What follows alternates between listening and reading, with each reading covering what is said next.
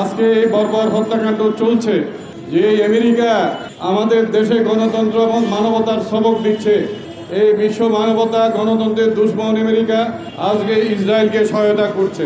বন্ধুরা আমার, আজকে আরো একটা বিষয় আমরা দেখছি যে 2023 সাল থেকে গাজার উপর যে হত্যাকাণ্ড হচ্ছে, সেই বিষয়ে জর্ডান, মিশর, সৌদি আরব এরা দ্বিচারিতার ভূমিকা নিয়েছিল। এখনো তারা সেই দ্বিচারিতার ভূমিকায় আছে। মিশর যদিও গাজার বিষয়ে পুনর্গঠনের বিষয়ে একটা প্রস্তাব দিয়েছে, সেটি ট্রাম্প এবং ইসরায়েলের মনোপুত হয় নাই।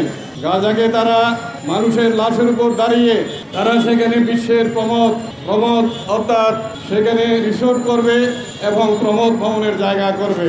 এরকম একটা নিষ্ঠুর মানবতা বিরোধী সিদ্ধান্ত এটা বিশ্ব সাম্রাজ্যবাদের পক্ষেই নেওয়া সম্ভব। তাই বন্ধুরা আমার, আজকে এই যে তাদের আরব বিশ্বের যে দ্বিচারিতা, এর ফলেই নেতানিয়াহু এই কাজ করতে পারছে। আজকে মিডল ইস্টে শিয়া সুন্নির যে দ্বন্দ্ব চলছে, শিয়া সুন্নি, সেটাকে আমেরিকান ইম্পেরিয়ালিজম এবং ইসরায়েল ব্যবহার করছে। এখানে মানুষ নাই, সম্প্রদায়ের মধ্যে যেই বিভেদ, সেই বিভেদকে কাজে লাগিয়ে আজকে আমেরিকান সাম্রাজ্যবাদ এই কাজ মিডল ইস্টে করছে। তাই বন্ধুরা আমার, আজকে রাষ্ট্র সমাধান ছাড়া প্যালেস্টাইনের কোনো সমস্যার সমাধান হবে না। দ্বিরাষ্ট্রের সমস্যার ব্যবস্থা সেখানে করতে হবে। অবিলম্বে যুদ্ধবিরতি যেটা হয়েছিল সেটা স্থায়ী যুদ্ধবিরতিতে পরিণত করতে হবে।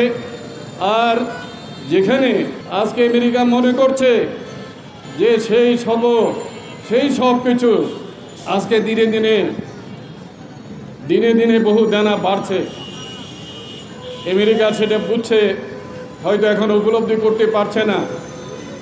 এই মেক আমেরিকা গ্রেট এগেইন, এই স্লোগান আমরা ট্রাম্পের মুখে শুনছি, মেক আমেরিকা গ্রেট এগেইন, কিন্তু তার কণ্ঠেই বোঝা যাচ্ছে আমেরিকা আর গ্রেট নাই, তাকে নতুন করে গ্রেট হইতে হবে। সেই কৌশলে সে আগাচ্ছে, সেটা বুমেরাং হবে বিশ্বে, এটি বাস্তবায়িত হবে না। তাই বন্ধুরা আমার, পুঁজিবাদ সাম্রাজ্যবাদ তার ধ্বংসের কিনারে এসে দাঁড়িয়েছে। আজকে বিশ্বের এই সাম্রাজ্যবাদের বিরুদ্ধে, পুঁজিবাদের বিরুদ্ধে, এই জায়নবাদের বিরুদ্ধে আজকে আমাদের লড়াই, এই বাংলাদেশে আজকে এই লড়াই তীব্র এবং শক্তিশালী করতে হবে। তাই আমরা যেটা বলছি যে এই যে আজকে যেটা শুরু হলো প্যালেস্টাইন সংহতি যে ব্যানার, আমরা এখানে এর প্রস্তাব করছি গোটা বাংলাদেশে একদিন, কালকে হোক পরশু হোক, এই যে এই ব্যানারের আওতায় গোটা বাংলাদেশে প্রতিবাদ মিছিল মিটিং যেন ঘোষণা করা হয়। গোটা বাংলাদেশে এই ঘোষণা এখান থেকেই আপনারা দেবেন। সেখানেই আমরা বামপন্থী যারা আছি, বাম জোট এবং অন্যান্য বামপন্থী যারা আছে, ওই ব্যানারেই গোটা বাংলাদেশে আমরা থাকব, এই কথা আমরা বলছি। তাই বন্ধুরা আমার, আজকে আমি আমার বক্তব্য দীর্ঘায়িত করতে চাই না। আজকে আমাদের দেশে আগের সরকারও গাজায় যে হত্যাকাণ্ড চলছিল তার সেই তীব্র প্রতিবাদ তারা করে নাই।